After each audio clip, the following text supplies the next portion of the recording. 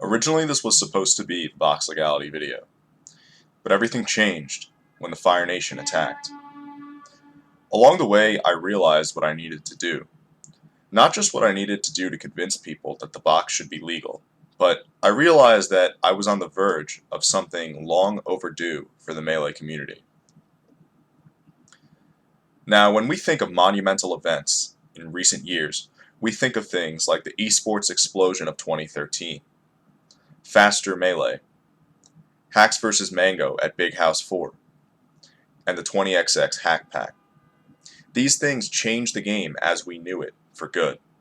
And as of right now, we're on the verge of another revolution, and this just might be the biggest one yet, because nothing is as important to us as the controllers that we play Melee on. The contents of this video will change the way that you view what we do to find and create the controllers we need to compete at the highest level for good. Now I'm going to start by pointing out the biggest misconception about the box, and to do that I'm going to tell you what the biggest advantage the box has over the GameCube controller is. The box isn't subject to arbitrary bullshit. As GameCube controller users, you are subject to a lot of bullshit, and in case you don't know what I'm referencing, you will by the end of this video. When I play on the box, I'm playing on a controller that's clean and does what I want when I want it. Now these are things that you guys want too, and this is true because you seek out the best controllers you can find. You explicitly look for controllers with the best manufacturing disparities, and you spend hundreds of dollars in the process. You then physically mod your controllers so that you can easily point at precise coordinates. But none of these methods come even close to how well the box does things. These methods are archaic, and as of this video, they're going to be obsolete.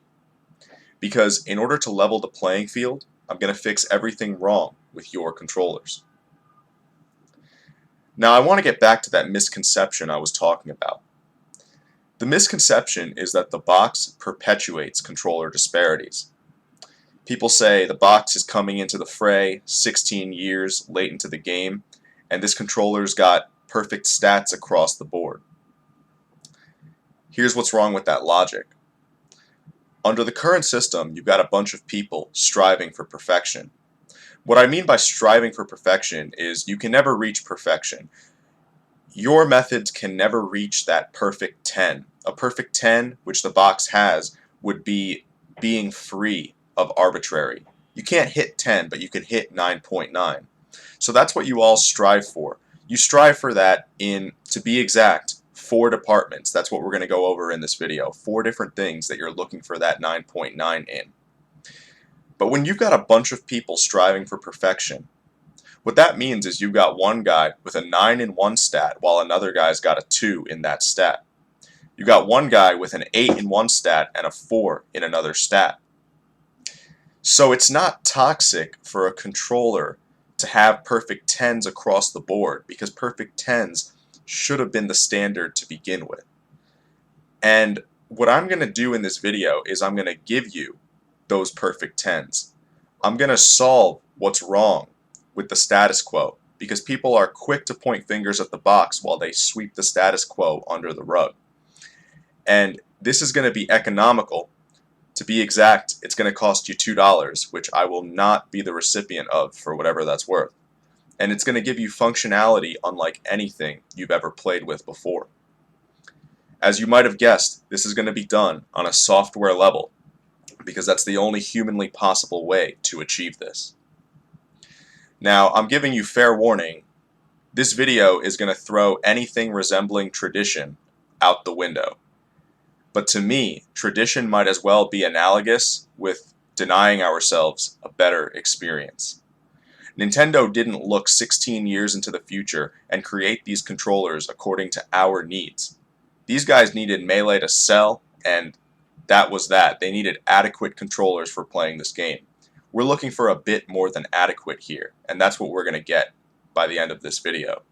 With that being said, let's examine what's going on behind the scenes of when you play Melee, and check out the quality of life package that's going to change the game. In competition, elements of randomness are inherently detrimental. Tripping, for example, was a feature intentionally added to Brawl to prevent it from going in the direction Melee did. The irony is that within Melee, we play with an element of randomness that was likely unintentional. It may be more subtle, your character won't visibly fall over, but the concept is the same. When you attempt to dash backwards in Melee, you're taking a huge risk every time, as you can get unlucky and perform a turnaround instead. This can have extremely detrimental effects on gameplay, as getting a turnaround can mean having your movements jammed up, which you can't afford to have happen in high-level play. Unlike tripping, your dashback success rate lies in your controller. The potentiometer that reads your x-axis is what determines your controller's worth in this case. Dashback success rates can range from about 40% to 95%. I personally consider 80% to be the bare minimum you can compete with, which already makes only a fraction of controllers viable. But even then, the advantage of playing on a 95% controller is drastic. It's a completely different game. I would easily be willing to shell out $500 or so for a 95% controller, as they're increasingly elusive nowadays. That's because, to make matters worse, a controller's ability to dash back can degrade. And when it does, the treasure hunt for a new one is on, which isn't easy even for our most prominent figures. There is no store to buy one or rhyme or reason for finding one, so luck plays a huge role. In other sports, this would be seen as a joke, but within Melee, this is a reality.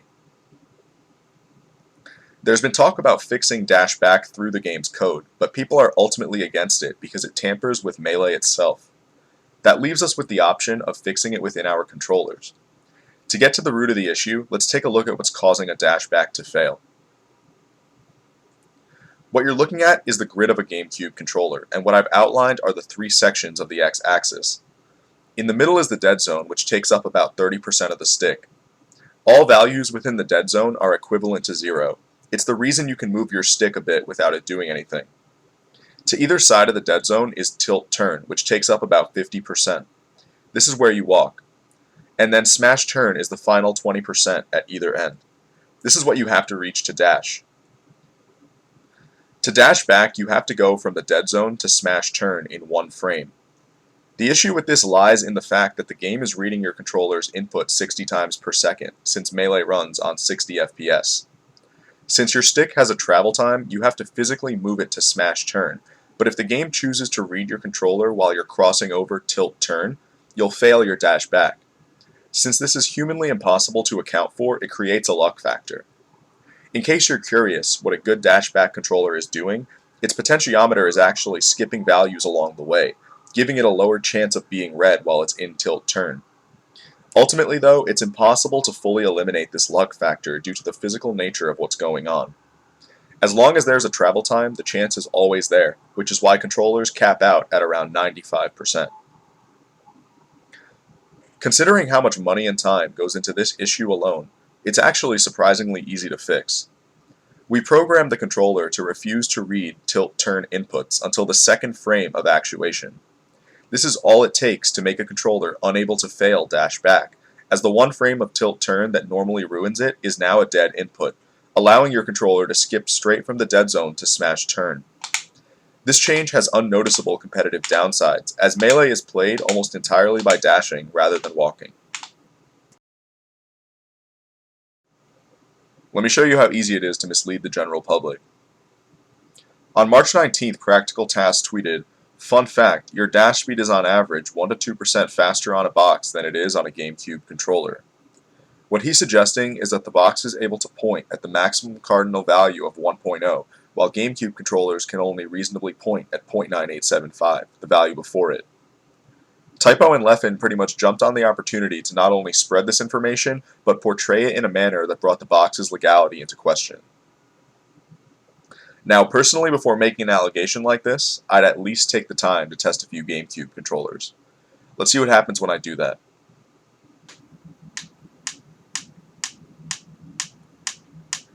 On the first controller, the perfect 1.0 is nowhere to be found. But on the second controller, 1.0 is the only value I get. This means that the box isn't the only controller with this advantage. Now, even if the box is better at this than the GameCube controller, it's extremely disingenuous to not mention that some controllers are great at this in certain directions, while others can't get it at all. This should not be portrayed as box exclusive. Now, the thing with this disparity is that everyone disregards it because you pretty much have to go with any good dash-back controller you can find. But on a software level, this is an easy fix. We're going to make it so that all the values at the ends of the cardinals give 1.0. If you're shooting for these vicinities, this is always going to be the ideal value. This not only fixes the disparity, but it's also a nice quality of life change. It makes it so that you don't have to aim for the very middle of the stick to get 1.0. We're going to go ahead and do this to the C stick as well, since it also has this disparity.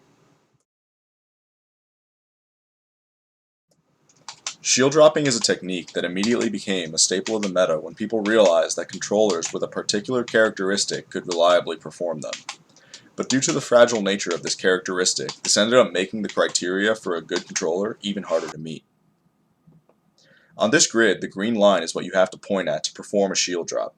I'm going to have to zoom in to even give you a good view of this. As you can see, I've outlined some relevant y-axis values. The 3 in green give a shield drop, but negative 0.7, which gives a spot dodge, is what the corners of your controller gate are supposed to be aligned with, meaning a GameCube controller isn't supposed to be good at shield drop at all. People often wonder why controllers are sometimes good at shield dropping fresh out of the box. Usually when this happens, they're only able to do it on one side. At this point, it should come as no surprise that this is due to manufacturing disparities. Rarely is the corner of a gate situated where it's supposed to be. In fact, anywhere along this line is where you might find it. So between around 0.65 and 0.75. If yours is aligned with a shield drop value, then you've got a shield drop controller. The thing is though that even if you have one of these lucky controllers, it doesn't really matter because all shield drop controllers aren't created equal. On some controllers you'll find yourself able to shield drop, but on others it'll feel impossible to miss. This is because the best place for a gate to be aligned is on the middle value you see here. Having it on this value lets you overshoot or undershoot by a bit and still shield drop. You will never find a controller with this characteristic on both sides on your own, which is why it's a must that you send your controller in for someone to notch it, because when that controller comes back in the mail, you'll be a better melee player. As you can imagine, this mod requires extreme precision. A notch job not only varies in quality, but if it goes wrong, your controller's outer shell is gone. This is why we don't entrust many people to do them for us. In fact, only 2 names even come to mind, Typo and Cardano.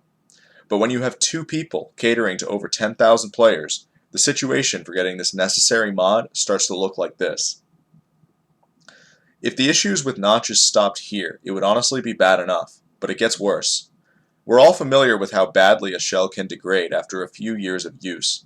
Now consider the fact that the line for performing a shield drop is less than a millimeter thick, and the slightest degradation can completely throw off your notch. This causes notches to be temporary in nature, which is why refund policies are standard protocol. If you want to maintain the best controller possible, you have to repeatedly re-notch, which means more trips to the post office. In a theoretical world, you'd want to make sure that your controller is centered on that perfect value every few weeks or so.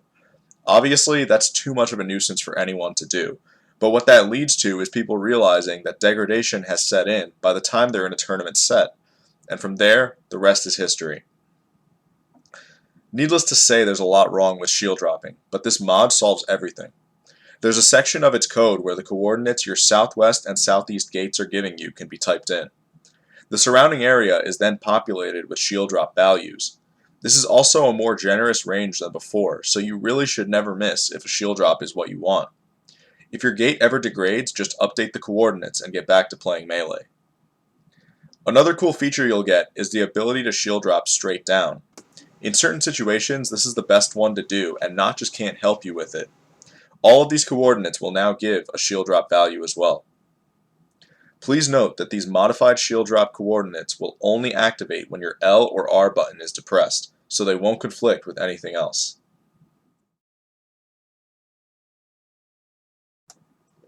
On the grid of a GameCube control stick within each quadrant, there are 2 significant coordinates at either end. These coordinates are significant because they are the perfect angles. They allow you to point at the steepest diagonal lines the game permits, making them the ideal values in quite a few situations. For example, if you want to do a minimum wave dash, that would be the coordinate you see here, and likewise for the maximum wave dash. But in tournament play, people tend to maintain a good distance away from the perfect angles, and that's because approaching the perfect angles means running a significant risk.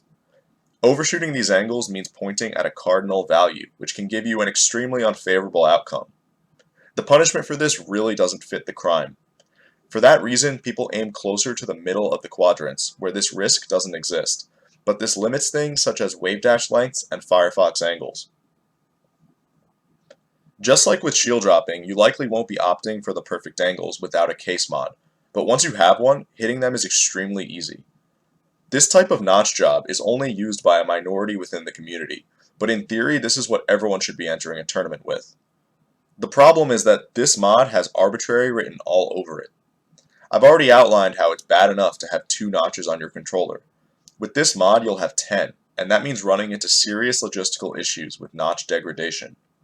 Having every notch functioning properly at the same time becomes ridiculous to maintain, but for the short period of time that it lasts, it's the best case you can have. This notch job also puts your fate in the hands of the person who modded your controller far more than shield drop notches do. It's even more skill dependent to create, making it very prone to human error. Above all though, my personal biggest problem with it is that even when it's functioning properly, it's obnoxious to use. Normally when I wave dash or Firefox, I point directly at where I want to go, but this mod actually requires you to use an unorthodox method. You have to hook around the notch and roll along the rim to latch onto it, which isn't normally how you'd ever do these things. For all these reasons, I consider the perfect angle mod the best mod in the kit. Out of all the mods, this one's physical counterpart is most unpleasant. You can temporarily have a great dashback or shield drop controller, but this mod always sucks to use. Fortunately, there's a clean solution. When I first showed you this grid, you might have noticed something. These cardinals are way too big. Obviously, you have to be able to identify the cardinals, but this much range is meant for a much more casual gamer. I tested this extensively and found that I only needed about a third of this range in order to never miss the cardinal. Take a look at what we're going to do. We're going to get rid of about 2/3 of each cardinal and replace them with the respective perfect angle. All of the coordinates you see in blue are now giving the same value as the steepest coordinate, removing the risk of shooting for this vicinity. You can now tap into the full spectrum of wave dash lengths and Firefox angles. This change is honestly incredible and feels like it's how a controller should have been designed for this game in the first place. By this point you're probably wondering how this is all done, so let me show you. Everything I've shown you in the video is done through an Arduino Nano that has been soldered to the GameCube controller. The reason we went with the Arduino Nano is because its client is extremely easy for the user to upload code to, and also because it's extremely cost efficient. You can buy an Arduino Nano for as little as $2, although I recommend spending closer to $5 to have it shipped to you domestically. From there, it's about a 10 to 15 minute soldering job, which a friend might even be willing to do for free for you. But if not, then it shouldn't be hard to find someone willing to do this for $15 or less. If you really can't find someone though, we will do the installation for you for $20 plus shipping, and all information pertaining to installation can be found in the video description. Now, when I showed you that Arduino Nano, a concern probably went off in the minds of a lot of people, and that would be cheating. And I want to take a minute to go over why cheating is actually a non-issue. When it comes to cheating within the context of the controllers that we use, there are basically 2 things that we would be looking for. The first would be exploiting Smash DI. The second would be the use of macros, and when I say a macro, I'm referring to a button that generates inputs on future frames, such as a double shine button. Now, neither of these things would go unnoticed for very long because they'd both be quite visible in game. Secondly, they wouldn't even close notable skill gaps whatsoever because there's really no way around playing actual good melee.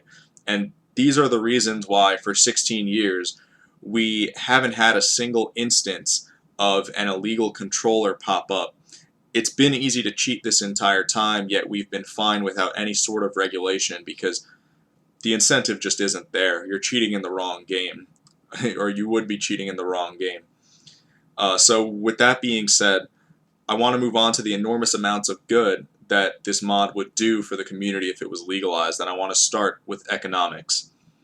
As I was showing you throughout this video, the barrier of entry for competitive Melee is pretty unacceptable, because the first step that you have to take is you have to look for a controller that's actually malfunctioning, meaning a controller with an abnormally high dash back rate.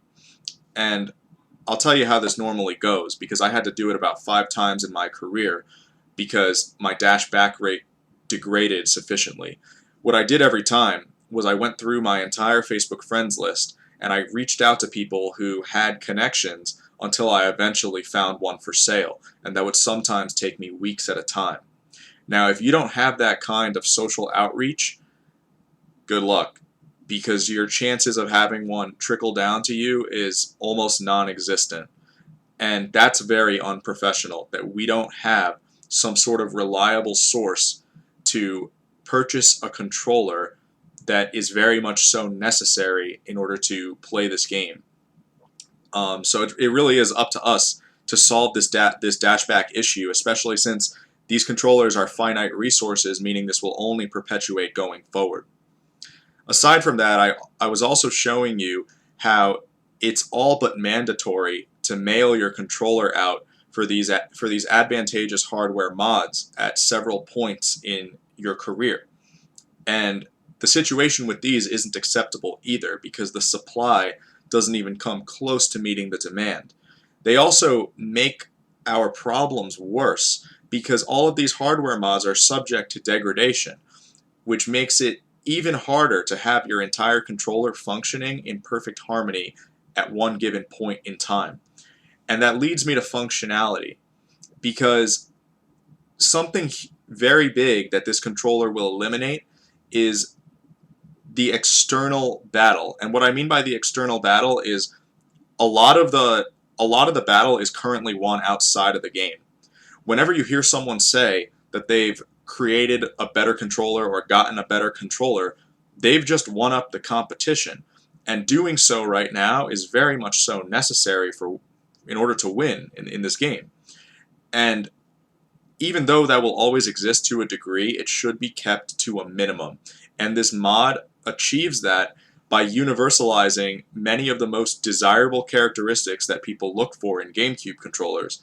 And in doing so, it also gives people objectively the highest level of performance ever seen on a GameCube controller. These are objective technological advancements over their physical counterparts. As I said in the intro, I was trying to eliminate anything that could be considered arbitrary, and I did, because you're no longer going to have to worry about controller maintenance or treasure hunting. That's out of the picture now, and this level of quality is going to give you the most fun and also the cleanest experience Melee possible, and it's also going to push the Melee metagame.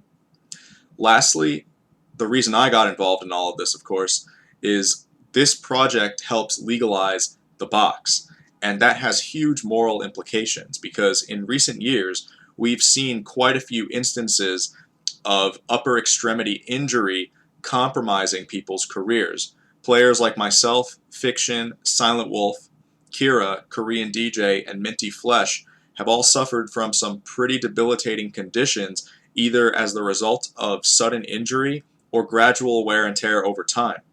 And the precautions that we currently recommend to people, such as stretching and taking breaks, are band-aids at best, because I never played through pain. I always stretched, and I pretty much never experienced pain when playing, meaning there was never really an indicator. But 9 years in, as it turned out, I had arthritis in my left thumb. So there's a need for better equipment, and the box objectively achieves that. And if it's possible to give that to people, we should be looking to do so, because that is a hugely beneficial thing for our game.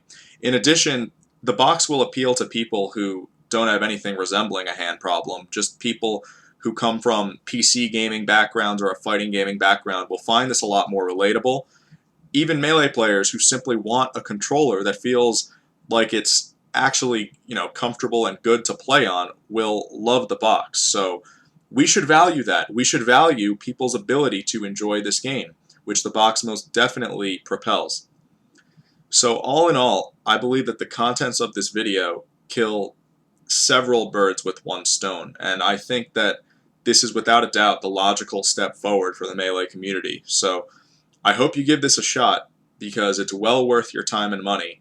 You can always turn the mods off too, so there's actually no harm in having this installed on your controller, although I think that once you try it out, it'll speak for itself.